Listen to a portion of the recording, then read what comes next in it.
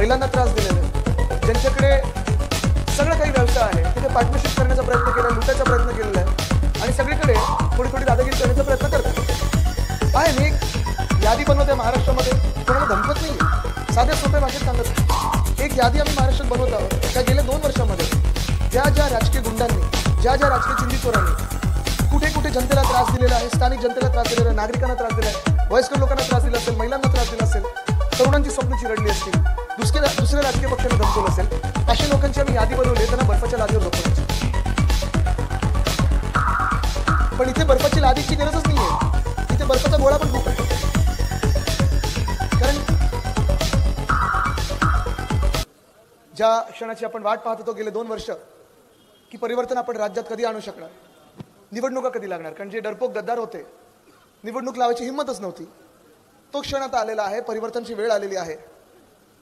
आणि आज इथे येत असताना अर्थात साधारणपणे 1-1.5 तास आधी पोहोचायचं होतं. ज्या चिपी विमानतळाचं उद्घाटन उद्धव साहेबांनी केलं, या सरकारने जवळपास चिपी विमानतळच बंद पाडून टाकलेलं आहे. कदाचित गोव्यामध्ये मोपा एअरपोर्टसाठी असेल किंवा कशासाठी असेल, स्वतःचा स्वार्थ याच्यात काय मला माहीत नाही.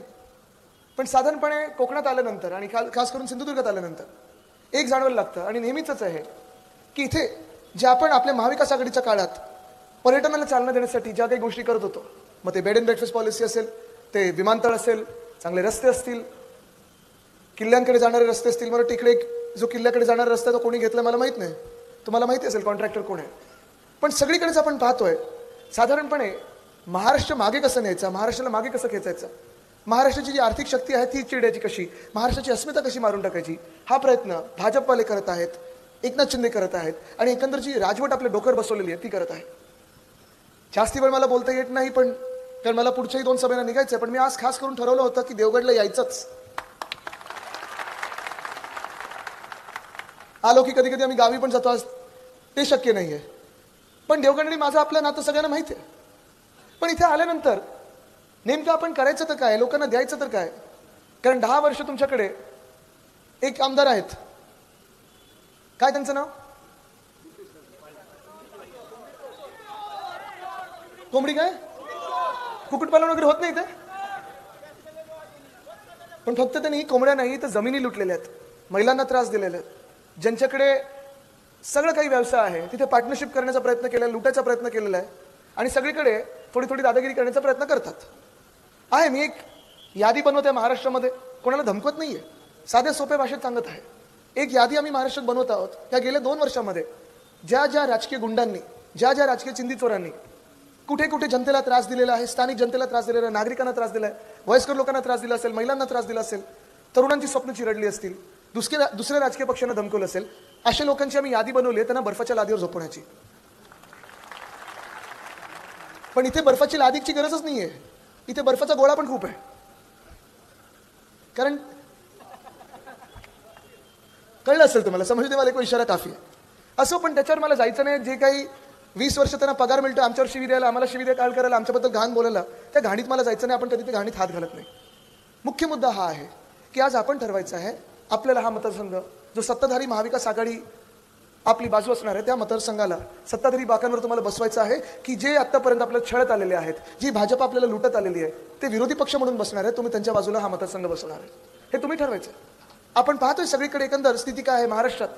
मग मराठवाडा असेल, विदर्भ असेल, उत्तर महाराष्ट्र असेल, पश्चिम महाराष्ट्र असेल, मुंबई पट्टा असेल, आपलं कोकण असेल, संपूर्ण महाराष्ट्रात सगळीकडे जिथे जिथे जातोय, ज्या ज्या जिल्ह्यांमध्ये जातोय तिथे सगळीकडे मला एकच सांगतायत की आपलं सरकार येतंय, महाविकास आघाडीचं सरकार येतंय. आणि सरकार आल्यानंतर ज्या दिवशी आपलं 23 तारखेला सरकार बनेल, चांगली कामं आपण करायला हाती घेऊच. अर्थात गेले 2 वर्ष तर आपण लढत आहोत ह्या महाराष्ट्रासाठीच.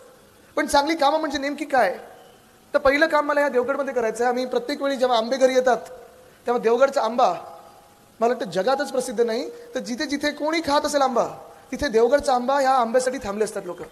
बरोबर ना, तुमच्याकडे पण डिमांड असेल. काही काही लोक वेगळे वेगळे आंब्यांना घेऊन देवगडच्या आंब्याचं लेबल लावून टाकतात, पण ज्याला चव माहिती आहे बरोबर त्यालाच माहिती आहे देवगडचा आंबा आणि हा देवगडचा आंबा नाही आहे. त्या आंब्यासाठी, त्या बागांसाठी मला वाटतं संदेशी आपल्याला पहिलं काम हे करायला लागेल. कारण उद्धव साहेबांनी सांगितलंच आहे, विकेल ते पिकेल ही भूमिका जी आपली आहे, योजना जी आपली आहे ती आपण महाराष्ट्रभर आणणार आहोत. पण इथून या आंब्यांसाठी खास जागतिक पातळीवर आपण फूड प्रोसेसिंग युनिट सारखं काहीतरी वेगळं करता येईल का, जेणेकरून फक्त महाराष्ट्रात नाही, फक्त देशात नाही, तर जगात वेगळे वेगळे जिथे देश आहेत तिथे आपल्या देवगडचा स्टॉल लागू शकेल कसा, आपल्या इकडची मातीतली माणसं कशी जाऊ शकतील आणि आपला आंबा तिथपर्यंत पोहोचू कसं शकेल, ह्याच्यावर आपण लक्ष केंद्रित करायला पाहिजे, अभ्यास देखील करायला पाहिजे. अनेक फार्मर प्रोड्युसर कंपन्या आहेत, मी त्यांच्याशी सतत बोलत असतो. नाशिकमध्ये मोठे मोठे फार्मर प्रोड्युसर कंपन्या आहेत, त्यांची काही काही इथे देखील बागा आहेत. पण हे एक व्याप्तीची वाढवायची कशी, प्रत्येक बागांपर्यंत पोहोचायचं कसं? कारण मला माहिती आहे फळ पिकासाठी पण जे विमा आहे ती देखील थोडा आपल्याला वेगळा विचार करावा लागणार आहे. विमा कंपन्या या महाराष्ट्र राज्यामध्ये ज्या प्रायव्हेट कंपन्या आहेत त्या आपल्या शेतकऱ्याला फसवतातच. मग ते मराठवाड्यात असो, कधी विदर्भात असो, कधी इथे असो. तिथे तसं वेगळ्या पिकांसाठी असतं, इथे फळ पीक जे असतं आपलं, त्या विमा कंपन्या देखील आपल्याला पुनर्विचार करायला लागेल. आणि ते शासन मार्फत काही आपल्याला करता येईल का, सरकारी म्हणजे तुमच्या विश्वासातलं तुमचा आवाज जिथपर्यंत पोहोचू शकेल असं काही वेगळं करता येईल का, ह्याच्यावर मला एक काम करायला संधी मिळणार आहे. आणि संधीची आपल्याला संधी सोडायची नाहीये, कारण आपलं येत आहे सरकार, हे दिसायला लागलेलं सगळीकडे. आपण बघतोय की महाविकास आघाडीचं सरकार येत आहे आणि आल्या आल्या आपल्याला कामाला लागायचं आहे. 23 तारखेला 5 वाजल्यापासून तुम्हाला आमदार म्हणून कामाला लागायचंच आहे. तुमची धावपळ मी बघितली, धडपड या मतदारसंघासाठी बघितलेली आहे.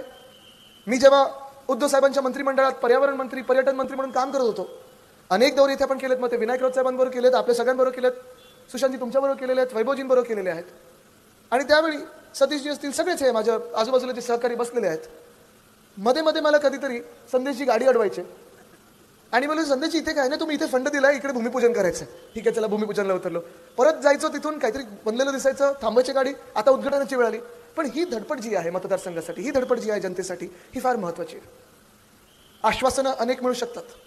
ह्या पुढच्या 48 तासामध्ये आमिष दाखवली जातील, धमकवलं जाईल, कोणाला उचलण्याचा प्रयत्न होईल, कोणाला दाबण्याचा प्रयत्न होईल, कोणाला चिरडण्याचा प्रयत्न होईल. मी तुम्हाला एक सांगतोय, घाबरू नका, लढायचं तर लढा, पण ह्या गुंडगर्दीला आपण घाबरायचं नाही. उचलून दाखवलेलं आणि पुन्हा उचलू, पण कोणाच्याही अंगावर गेला तर तुम्हाला शिंग काय असतात हे आम्ही दाखवल्याशिवाय राहणार नाही, वाघनखं काय असतात ही दाखवल्याशिवाय राहणार नाही. शांतता आम्ही पाळू शकतो आणि आम्ही पाळणार. आम्हाला निवडणूक आयोगाचे कायदे कानून माहिती आहेत आणि ते आम्ही पाळू.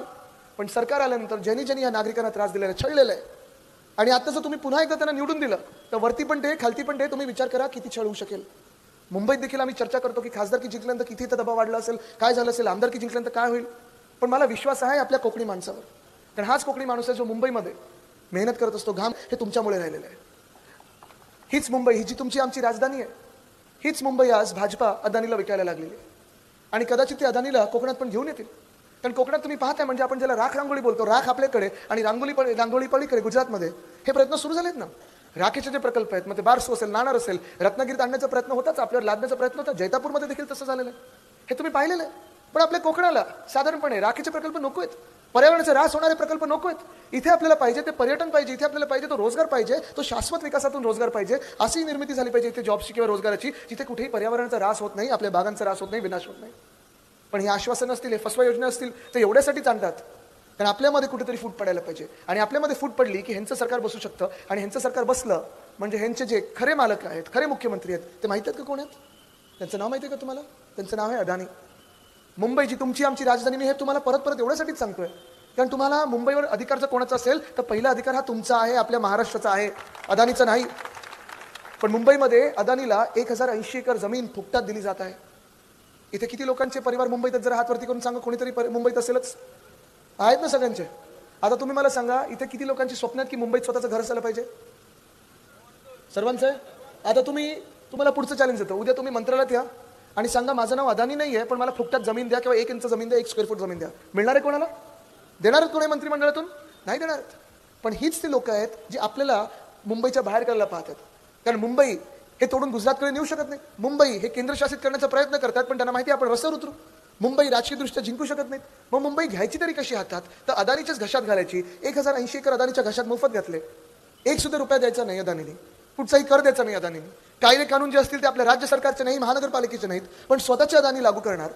हे असं जर चालायला लागलं तर आपला महाराष्ट्र आपल्या हातात तरी राहणार आहे का, हा तुम्ही विचार करायचा. आहेत ना अनेकदा लोक इथे येऊन तुम्हाला काय काय वेगळ्या गोष्टी सांगू शकतील. इथे महिला उपस्थित आहेत, खूप मोठ्या संख्येत महिला उपस्थित आहेत. या गेल्या 2 महिन्यामध्ये एक फसवी योजना महिलांसाठी त्यांनी इथे आणलेली आहे, महाराष्ट्रात आणलेली. माहिती कुठची सांगू शकाल का? लाडकी बहीण किती मिळतात? किती मिळतात? 1500 मिळतात ना. पुरेसे आहेत? पुरेसे आहेत का? नाही आहेत. आणि हेच 1500 म्हणजे तुम्ही विचार करा, आता 2024ला ते 1500 देत आहेत. हीच ती भाजपा होती. 2014 मध्ये प्रचार करत होती, आपल्याला प्रचार करायला लावला होता, तेव्हा किती देणार होते? 15 लाख म्हणजे 2014ला जे 15 लाख आपल्याला देणार होते, आता 2024 मध्ये कितीवर आलेत? 1500वर आलेत. बघा किती मोठी जादू करतात, किती किती शून्य गायब केले. आणि हीच ती भाजपा आहे. ह्यांना लाज वाटणार नाही, जर चुकून परत एकदा जिंकून आले तर ह्या 1500 मधून पण 2 शून्य काढतील आणि 15 रुपयाचा चेक आपल्याला वाटप करतील. आहेत निर्लज्ज लोक आहेत. म्हणजे मी योगी आदित्यनाथजींना तर पाहिले 300 रुपयाचं चेकचं वाटप करताना मागच्याच आठवड्यात केलेलं आहे. खरं तर त्यांना लाज वाटली पाहिजे. ते आपल्या राज्यात येतात, आपल्याला शिकवतात विकास काय आहे. काल परवाकडे तुम्ही पाहिलं असेल, तिथे एका झाशीमध्ये हॉस्पिटलमध्ये नवीन आत्ताच जन्माला आलेली मुलं कशी जळलेली आहेत, खाक झाली आहेत, पण कुठेही कार्यक्रम रद्द नाही केला. एवढे निर्दयी आहेत, एवढे निर्लज्ज आहेत, कुठेही कार्यक्रम रद्द नाही केला. प्रधानमंत्री गेलेत फॉरेनला आणि योगीजी फिरतात प्रचारामध्ये. काम नक्की कोण करतंय? शासन नक्की कोण करतंय? जसं आपल्या महाराष्ट्रामध्ये आपण पाहतोय, कुठेही काही कोणाचा ताळमेळ नाही. ही लाडकी बहीण योजनेमध्ये पण एक माणूस लावतो मुख्यमंत्री लाडकी बहीण योजना, दुसरे लावतात पूर्ण पिंक बोर्ड, तिसरं लावतात मुख्यमंत्री लावतच नाही, देवा भाऊ सगळे मिळून आपणच खाऊ.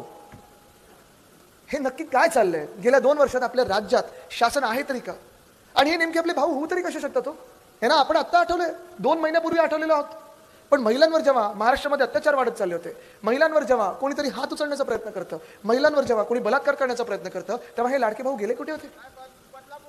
बदलापूरचं सांगणार आहे मी. बरोबर आहे तुमचं, सांगणार आहे. तुम्हाला सांगायचं का? नाही बरोबर आहे तर थांबू नका, ते बरोबर बोलतात, येतोय त्या मुद्द्यावर. बदलापूरमध्ये बरोबर झाली, त्यांनी आठवण केली. बदलापूरमध्ये 10 दिवस लागले एका गरोदर महिलेला FIR फाईल करण्यासाठी, FIR दाखल करण्यासाठी. त्याच बदलापूरमध्ये जनतेला आंदोलन करायला लागलं आणि त्याच जनतेला बेड्या ठोकून पोलीस स्टेशनला नेलं. का? तर ती शाळा एका भाजपवाल्याची होती. ती महिला गरोदर आहे, दररोज पोलीस स्टेशनला जाते, 6-6, 7-7 तास बसते, कुठेही कोणी अडवलं नाही, कोणी दखल घेतली नाही. आणि जे त्यांचेच भाजपवाले एकनाथ शिंदेचे वामन म्हात्रे, त्यांनी एका महिला पत्रकाराला विचारलं की तू अशी काय एवढे प्रश्न विचारते जसं काही तुझाच रेप झालाय? हे होऊ शकतात आपले लाडके भाऊ? जे प्रधानमंत्री महोदय कर्नाटकमध्ये जाऊन त्या रेवण्णा राक्षसासाठी प्रचार करतात, त्या रेवण्णांनी 2000 महिलांवर बलात्कार केला, त्याचं व्हिडिओ टेपिंग केलेलं आहे, त्याच्यासाठी प्रधानमंत्री महोदय स्वतः जाऊन प्रचार करतात. हे होऊ शकतात तुमचे लाडके भाऊ? जे संजय राठोड आता एकनाथ शिंदेच्या मंत्रिमंडळात घाणेरडे आरोप झाले होते, तेव्हा उद्धव साहेबांनी गेट आउट करून काढून टाकलं होतं एका मिनिटात, त्यांनाच पुन्हा एकदा मंत्री बनवणारे एकनाथ शिंदे होऊ शकतात तुमचे भाऊ?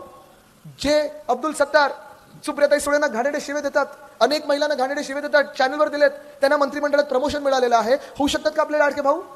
आणि म्हणून असले लाडके भाऊ आपल्याला मुळीच नको. हे कोणाचेच भाऊ नाही आहेत, हे नुसतं देवा भाऊ एक सगळे मिळून खाऊ असं चाललं त्यांचं. आपले भाऊ हे होऊ शकत नाहीत. आपले कुटुंब प्रमुख आहेत उद्धव बाळासाहेब ठाकरे, आणि त्यांनी वचन दिलेलं आहे की नुसतं लाडकी बहीणमध्ये 1500 रुपये नाही, तर आत्ता जी महागाई ह्या देशात असेल, या महाराष्ट्रात असेल, मोदी साहेबांमध्ये वाढलेली आहे, बेरोजगारी वाढलेली आहे, प्रत्येक महिलेला आपण दुप्पट करून 3000 रुपये प्रति महिना आपण देणार आहोत. 3000 रुपये देणार आहोत. फक्त ते नाही, आता ST बस जिथून चाललेली आहे बघा, लालपरी चालली आहे, या ST बसमध्ये जर महिलांना प्रवास करायचा असेल, मुंबईमध्ये BST मध्ये प्रवास करायचा, मोफत पास करून देणार आहोत. वर्षाला 6 सिलेंडर मोफत करणार आहोत. पण लाडकी बहीण सोबत जसं आपण सांगतो की महिला ह्या देशातल्याच समाजातल्या मोठा एक आधारस्तंभ आहेत. महिला घर चालवतात, पण महिला समाज देखील चालवतात, आणि महिलांची रक्षा, महिलांचं रक्षण झालंच पाहिजे. लाडकी बहीण सोबत आपल्याला सुरक्षित बहीण पाहिजे. जो शक्ती कायदा आपण पारित केला होता, तो ह्या भाजपाल्यांनी टांगून ठेवला आहे, त्याला पुन्हा एकदा आपण आणून पुन्हा एकदा पारित करू, म्हणजे महिलांवर कोणाला हात उचलायची हिंमत करूच नाही शकणार, असा हा कायदा आपण आणणार आहोत. महिला पोलीस भरती आपण प्रत्येक जिल्ह्यात वाढवून घेणार आहोत. प्रत्येक तालुक्यामध्ये महिला पोलीस स्टेशन खास फक्त महिलांसाठी आपण करणार आहोत. पण जेव्हा आपण महिलांचा विचार करतो, तेव्हा या समाजाचा विचार करतो, या घराचा विचार करतो. आणि समाज म्हटल्यानंतर, घर म्हटल्यानंतर तरुण तरुणी, युवती आणि युवा हे आलेच. गेल्या 2 वर्षामध्ये तुम्ही मला सांगा, या महाराष्ट्रामध्ये जसं मी आता इथे आमदारचं विचारलं, मग ते कृषी क्षेत्रात असो किंवा उद्योग क्षेत्रात असो, एक तरी गरुड झेप घेतलेली आपण गोष्ट सांगा, या महाराष्ट्रात चांगली झालेली गोष्ट सांगा. जे मी आज सतत सगळ्यांना विचारत आहे की ठीक आहे, तुम्ही माझ्या वडिलांच्या सर्वात कठीण काळात माझ्या वडिलांच्या पाठीत खंजीर खूप असलात, 2-2 शस्त्रक्रिया झाल्या होत्या, तेव्हा माझ्या वडिलांच्या पाठीत खंजीर खूप असलात. माझ्या वडिलांना जेव्हा तुम्ही म्हणजे उद्धव बाळासाहेब ठाकरे हे ना तुम्ही मुख्यमंत्री पदावरनं खालती खेचलात, तेव्हा घाणेरडे लोकांसारखे टेबलवर चढून विचित्र हातवारे करून नाचलात. पक्ष चोरला, चिन्ह चोरलं, सगळं काही चोरलं. म्हणजे मोठ्या साहेबांचा, वंदनीय हिंदू सम्राट बाळासाहेब ठाकरेंचा फोटो देखील चोरलात, जो उद्धव साहेबांनीच काढला होता. सगळं चोरलं. उद्या तुम्ही ठाकरे अडनाव लेखीन घेऊन फिरायचा प्रयत्न कराल. हे सगळं केलं तुमच्या स्वार्थासाठी केलं. या महाराष्ट्रासाठी काय केलं तुम्ही? मोदीजी येतात आणि सांगतात की मग काँग्रेस असेल किंवा राष्ट्रवादी काँग्रेस असेल, त्यांनी मोठ्या साहेबांचं नाव घेऊन दाखवा. काल प्रियंका गांधींनी नाव घेऊन दाखवलेलं आहे, त्यांचा आदर किती त्यांच्या मनामध्ये ते दाखवलेलं आहे. आज राहुल गांधींनी घेतलेलं आहे. झालं ना मोदी साहेब, तुमचं चॅलेंज स्वीकारलं होतं, झालं, चॅलेंज संपलं. आता मोदी साहेब, मी तुम्हाला चॅलेंज देत आहे की तुम्ही आम्हाला सांगा, गेल्या 2 वर्षामध्ये तुमचं सरकार, जे घटनाबाह्य सरकार आहे, जे गद्दारांचं सरकार आहे, जे खोके सरकार आहे, द्वेष पसरवणारं सरकार आहे, विष पसरवणारं सरकार आहे, जे सरकार तुम्ही आमच्या डोक्यावर बसवलं, आमचा पक्ष फोडून, आमचा पक्ष चोरून, तुमच्या सरकारने ह्या राज्यामध्ये एक तरी नवा रोजगार निर्मिती केली आहे का? एक तरी नवा रोजगार आणलाय का? एक तरी नवी नोकरी आणली का? एक तरी उद्योगधंद्याला मदत केली आहे का? एका माणसाला तुम्ही केली आहे. जसं आम्ही साईबाबांचे भक्त आहोत, आम्ही सांगतो साईबाबा बोलायचे सबका मालिक एक है.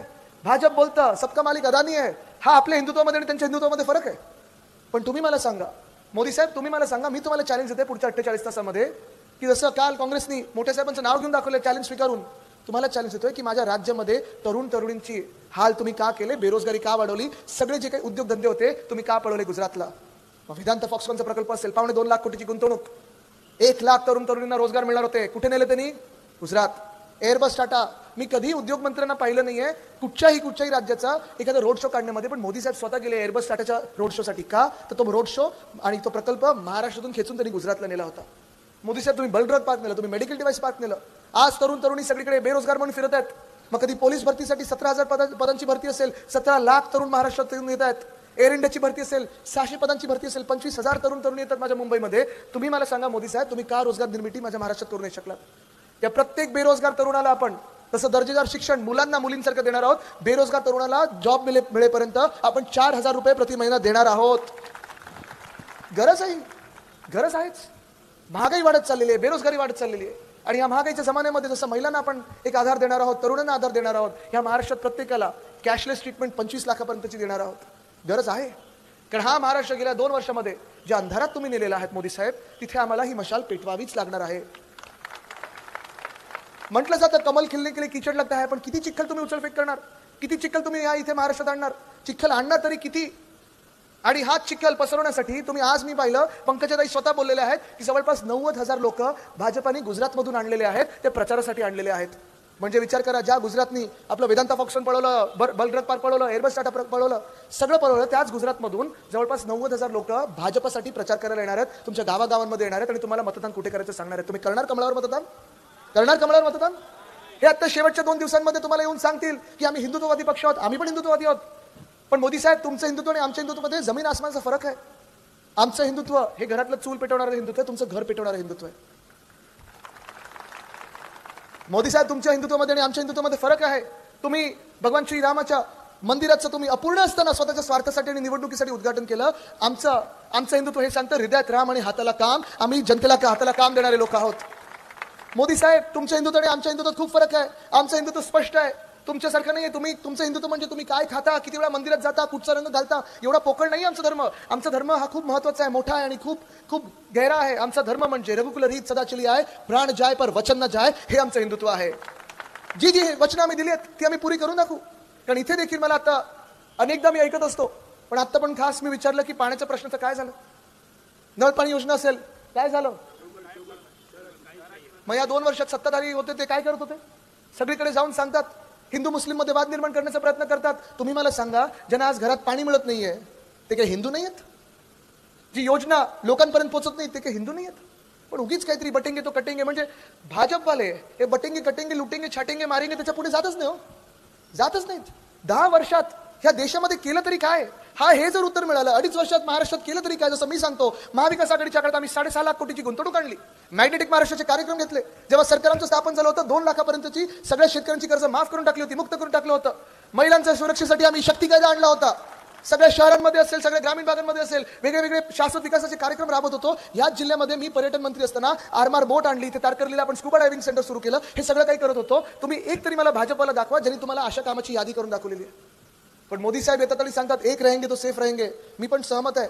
इथून पुढे निघत असताना मी सांगतो एक रहेंगे तो सेफ रहेंगे. आपण सगळे त्यांच्या भांडणात अडकलो नाही, वादात अडकलो नाही, जातीच्या भांडणात, धर्माच्या भांडणात आपण विखुरले नाही गेलो. आपण जर महाराष्ट्र म्हणून एक राहिलो ना, तो एक रहेंगे तो भाजप से 2 हात दूर सेफ रहेंगे. हेच भाजप आपल्याला सांगण्याचा प्रयत्न करते. आणि म्हणून मी तुम्हाला विचारते पुन्हा एकदा, ही जी गेल्या काही दिवसांमध्ये, काही वर्षांमध्ये गुंडगर्दी चालू आहे, चिंधी चोरी चालू आहे, कोंबड्यांपासून जमिनी पडवणं सुरू आहे, तुम्हाला मान्य आहे? जे भाजप आपल्यावर गुजरातचं प्रेम लादत आहे, महाराष्ट्र द्वेष लादत आहे, तुम्हाला मान्य आहे? जे सगळे उद्योगधंदे आपले गुजरातकडे चाललेले आहेत, तुम्हाला मान्य आहे? महिलांवर जे अत्याचार वाढत चाललेले तुम्हाला मान्य आहेत? जी मुंबई खरं तर आपल्या हक्काची, ज्या मुंबईमध्ये तुम्हाला आम्हाला घरं मिळाली पाहिजेत, पोलिसांना घरं मिळाली पाहिजेत, सरकारी कर्मचाऱ्यांना घरं मिळाली पाहिजेत, सरकारची जी जुनी पेन्शन योजना पुन्हा एकदा लागू झाली पाहिजेत, ते न करता सगळं काही अदानीला देत आहेत, ते तुम्हाला मान्य आहे? मान्य नसेल तर तुम्हाला परिवर्तन हे आणायलाच लागेल. आणि परिवर्तनाची वेळ ही 20 नोव्हेंबर आहे. 20 नोव्हेंबरला मशालीला पेटवावंच लागेल तुम्हाला. तर आणि तरच ह्या महाराष्ट्रातून अंधार दूर होईल. तयार आहात? तयार आहात परिवर्तनासाठी? आपली निशाणी कुठची? निशाणी कुठची?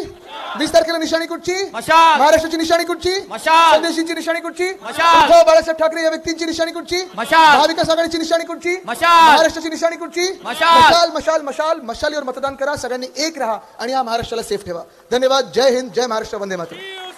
जिंदाबाद.